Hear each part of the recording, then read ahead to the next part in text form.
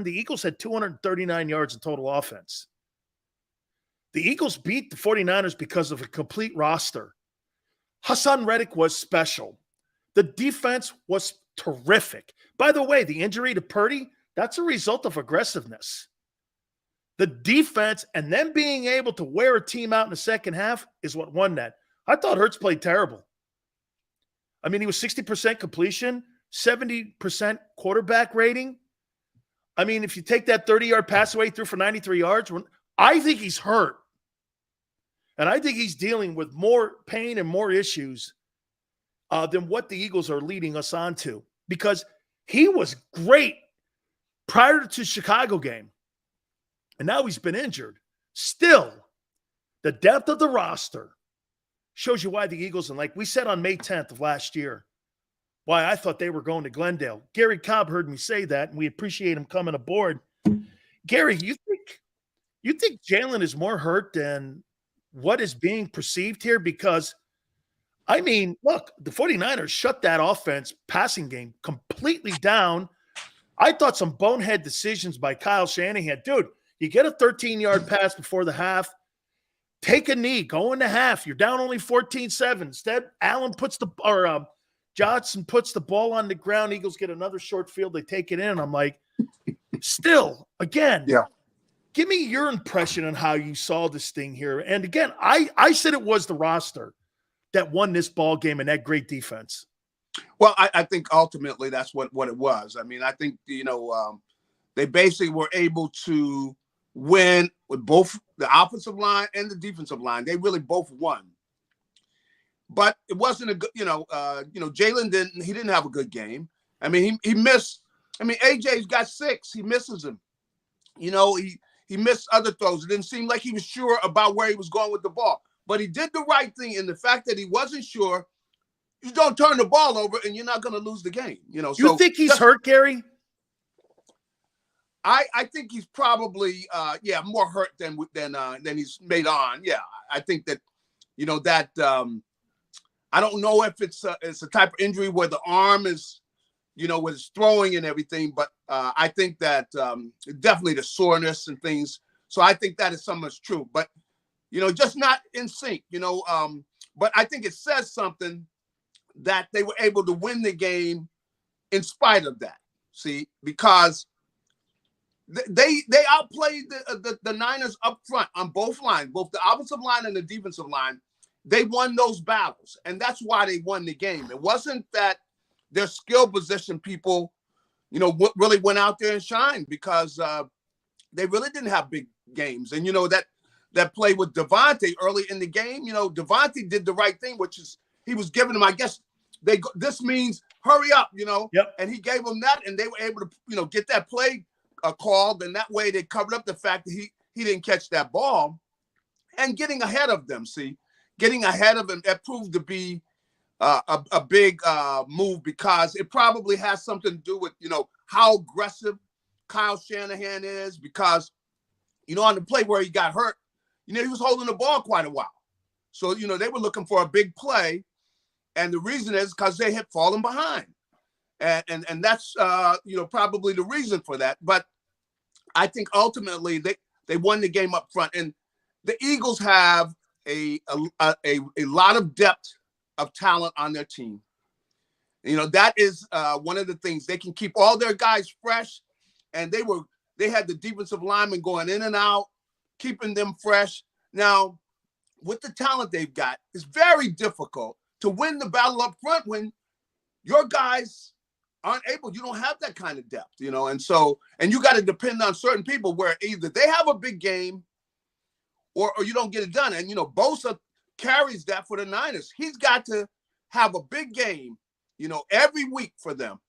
And that's, the Eagles, they don't have really, they put that kind of pressure on anybody because, look, everybody, Jalen didn't have a good game, but they still won the game. Right. I thought he was very below average in this game, actually, maybe even his worst game. But I'll tell you what he did, Garry, that I thought was something that maybe only you and I can see. Mm-hmm. I really thought that he froze in the RPOs Fred Warner a lot by doing this. You turn a guy who's a 4-5 guy into a 4.8 guy. When you hold that ball for 1 extra second, that's right. And Fred doesn't move, and all of a sudden he gives it, and he's late on the play. That's right. I thought Fred Warner was late on a bunch of those plays.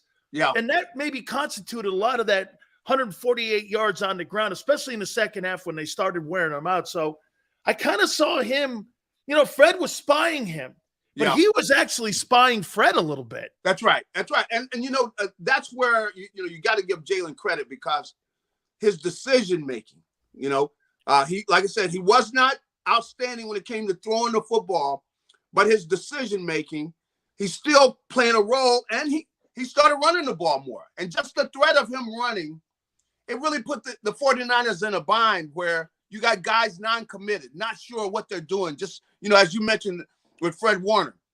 And, if you're playing and you're not sure, you don't feel good about it. You're not sure about your reads and things. And so to make a guy as fast as he is, slow him down, says a lot. And then really once they got that ground game going in the second half, I mean, they were able to go into the second half and just run. Of course, it's because of injuries.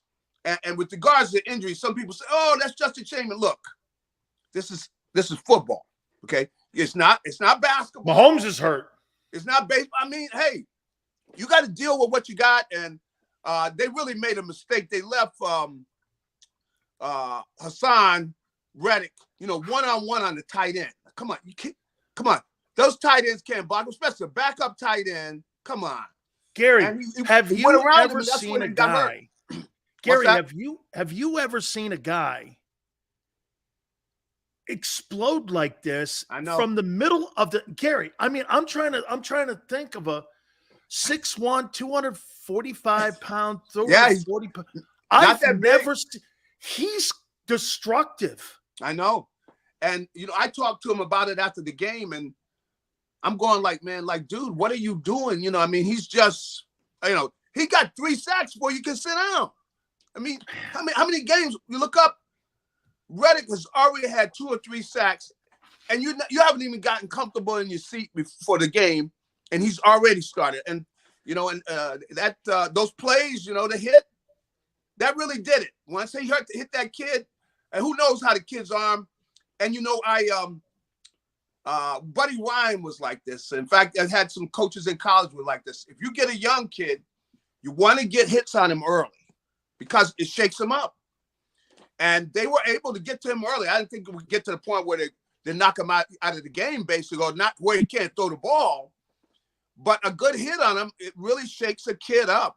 And they were able to get to him. And you see the kid after the game, he's in the ozone. He don't know whether he's coming, going, and once you take them down, then I thought the kid Johnson that they sent in there, I mean, they were having trouble getting out of the huddle. I mean, come on. Gary, when you put Christian McCaffrey and he's throwing passes for you, there's no chance to beat the Eagles in an NFC Championship game. I want to throw this at you too, man. If I'm Howie Roseman, I do everything I can to make sure I re-sign C.J. Gardner-Johnson, man. I'll tell you what, him and Bradbury, if that means trading Slay, those two guys are 26 and 27. I'd draft a guy with the 10th pick at corner. I don't know, man. That CJ can freaking play. He can play. He's very quick with his decision-making back there. He always seems to be a split second ahead of everybody else. He gets his hands on balls. You got a safety getting his hands on that many balls, man. You're going to have turnovers, tips, balls in the air and things. And, if you're turning the ball over, you're forcing turnovers. You're going to be winning. You're going to be winning in the NFL, especially with what they got going offensively, because they've got most of that offensive line. They're going to have those guys for at least 2-3 more years. And really, they got a kid behind Jason Kelce. This kid is a good athlete, man. He's a lot like Kelce, where you got a center with a lot of athletic ability. But, of course, expect him to go in and he's playing as well as Jason. That's probably too much to ask. It's a total privilege to watch Kelce play, but I want to throw this at you too. Since you've been covering the team and a former player with the Eagles, now you played for Norman Bramman, and I know Norman, and he was a very cheap guy, but I got to say this to you. Yeah. Okay, take a look at the last coaches that Jeffrey's had. He's had Andy Reid, winning record. Yep. He's had even Chip Kelly winning record. Yeah. Yep. Doug Peterson winning record. Nick Sirianni winning record. You know, you could say all you want about the change and how these guys operate in the front office, but man, they seemingly make the right decisions. I don't know if you could find me another organization outside of the Steelers that the coaches that they've hired in progression have all had winning records. It's pretty remarkable. Well, I think that the guy that I think about, that really I don't think they gave him enough credit yesterday is Howie Roseman. Come on. He has stacked this roster. He has stacked this roster the way where they've had more depth. They got all this depth on this team. Now, of course, they got to get ready to pay Jalen. And that's a whole circus, whatever happens with that. But he's made moves. Somebody says he's doing something else. He went out, he got talent in there. I mean, they got it in there because they knew they were going after it this year. Now, they just needed, play from that quarterback position, and they were going after it. And clearly, you look at this roster, with the way he has stacked this roster, they really went after it, and they were right. I mean, with Reddick, we didn't know Reddick was going to play at this level. No. He comes in, and you got, so many of the other guys just having great years. And I can't say enough about the way, the offensive line has been able to take over games. And when you're winning up front, and then you got the talent, like, you go out and get an A.J. Brown. Like, how do you go get this kid? What is he doing out there? Tennessee's sleeping at the wheel. How do you let this kid walk? Cost the GM his job there. Yeah, and rightfully so. I mean, what are you doing? And so he's had a great year. He might have had a better year than anybody. He's had a great year. Hey, do you think that Hassan Reddick is the greatest free agent acquisition that Howie Roseman has ever had? Woo! Man, is he the greatest? He could very well be. If he plays like he did this past week, if he plays like that in the Super Bowl, he is the man. Yes, he's got 41 sacks in 3 years. That's amazing. I mean, and this year, what has he got? He's got almost 20 sacks altogether. He's got 3.5 in the postseason right now. Man. And he's been the MVP of the playoffs, hasn't he? Yeah. Oh, yes, he's been. Because he did it early. See, he really just went in and made a statement on the game, almost like the first snap. And when a quarterback gets hit early, it affects them. It affects their decision-making.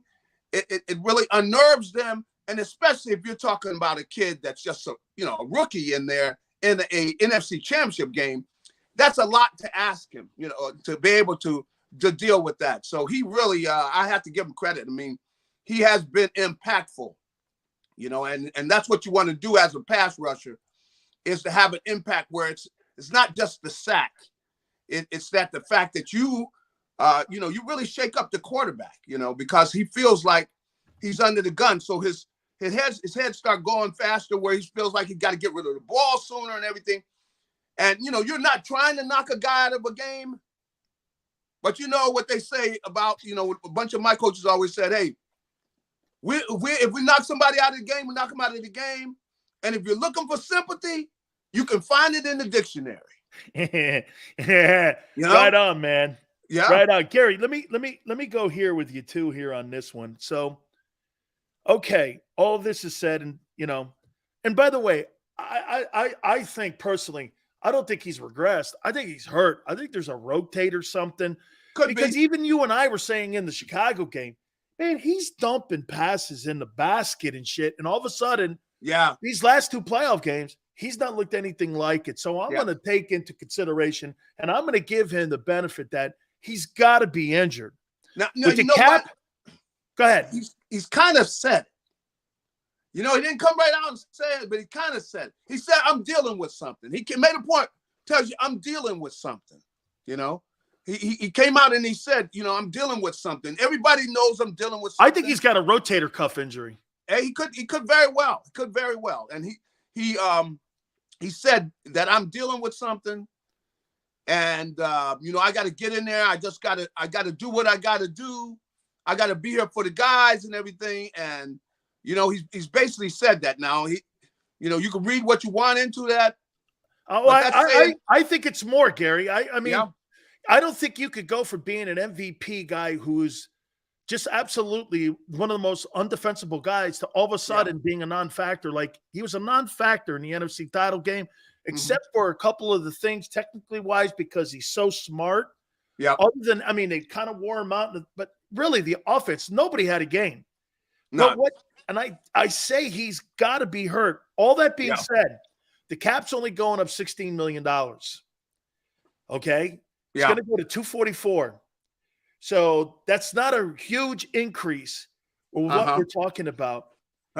Who goes on the Eagles? Sayamalo, Sanders, CJ, Bradbury, TJ, Kaiser White. If you're going to address the Jalen Hurts stuff, and by the way, the Giants are kind of in this.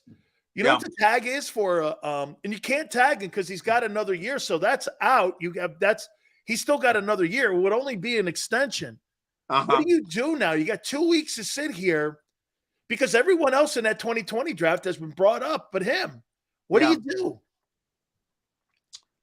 Well, you sit down, you have that talk. You know, what's that talk?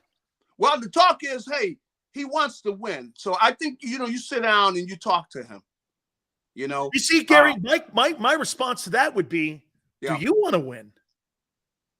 Well, that's what I'm saying. That's what you sit down and you talk to him about. So you look back at him and say, you know, we got to do this. We want to keep. Well, do you want to win? My point is he wants to win, and he's a leader and everything. The whole thing is you sit down and you talk to him. You know, I think that that's probably the strength you have with him. The kid wants to win, and he's committed to it. And so I think you could sit down and talk to him.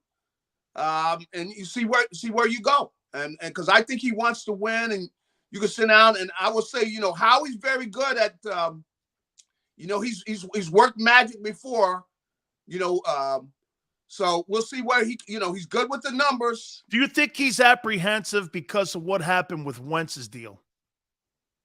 You're talking about Howie? Too soon, yeah. Them not letting it play out. And jumping the gun with Wentz because, hey, get this. Would you not agree?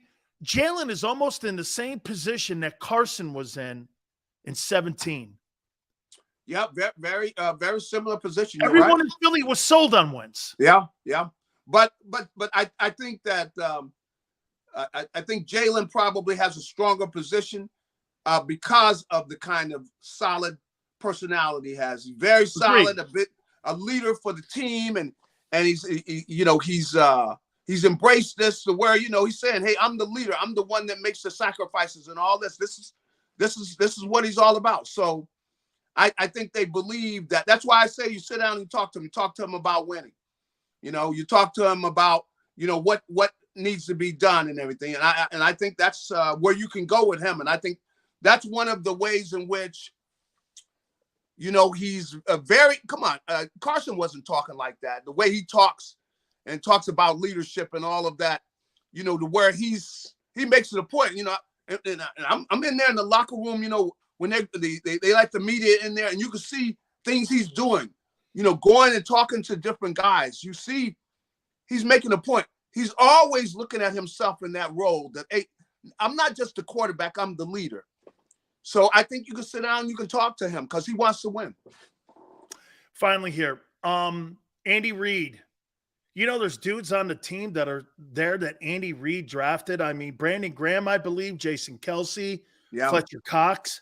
Can you imagine that? You still got dudes that are still in that locker room that Andy Reid drafted.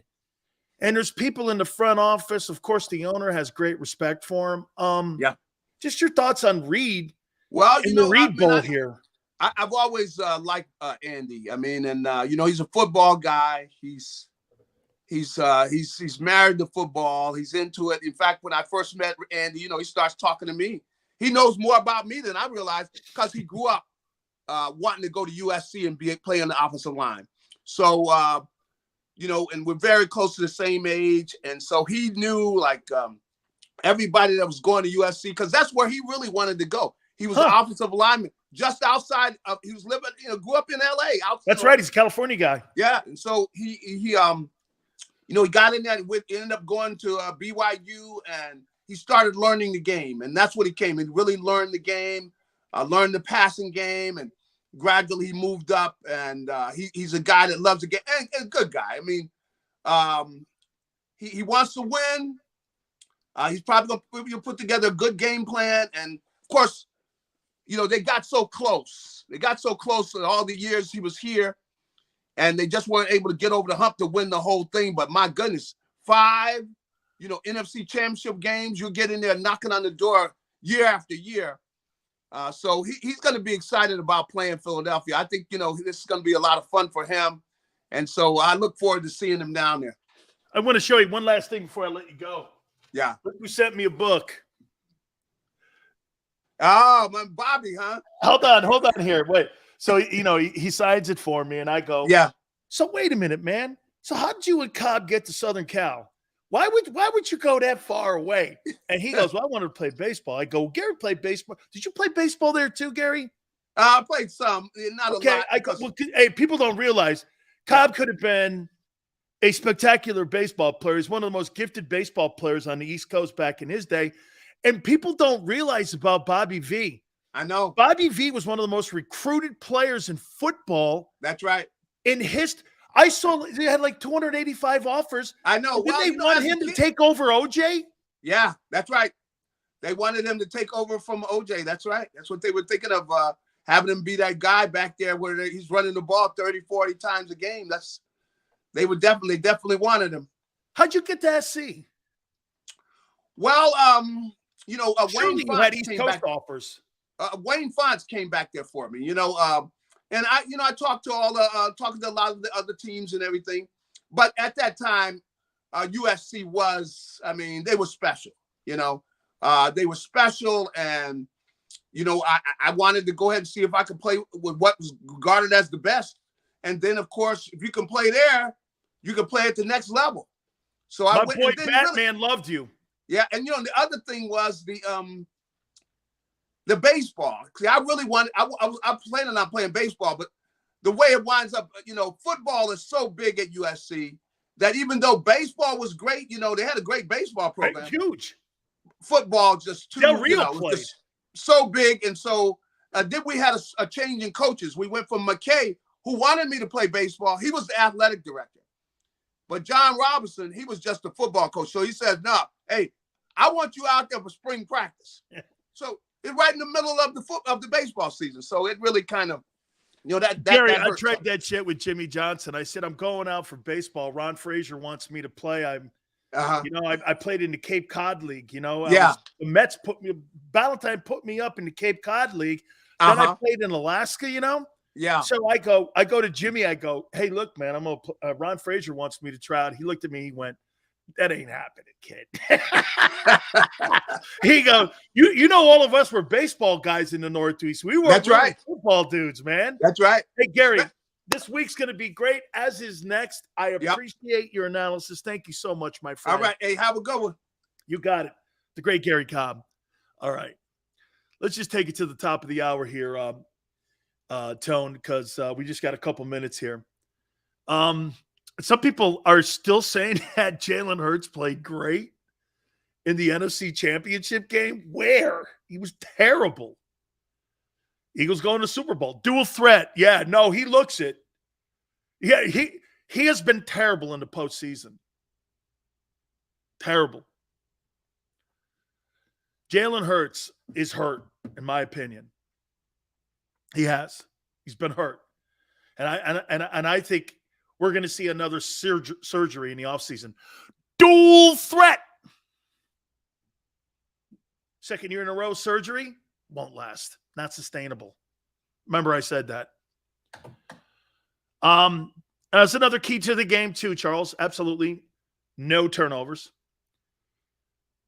JoJo goes, he hasn't accomplished shit though, right? No, he has. He's won an NFC title game. That's his team. Absolutely. He was terrible in it. They carried him to the Super Bowl. He was a non-factor in that game. He's been a non-factor in the postseason. The defense has been the star. 138 yards passing, 42 yards rushing. I don't know about you, but that's not elite. That's not elite.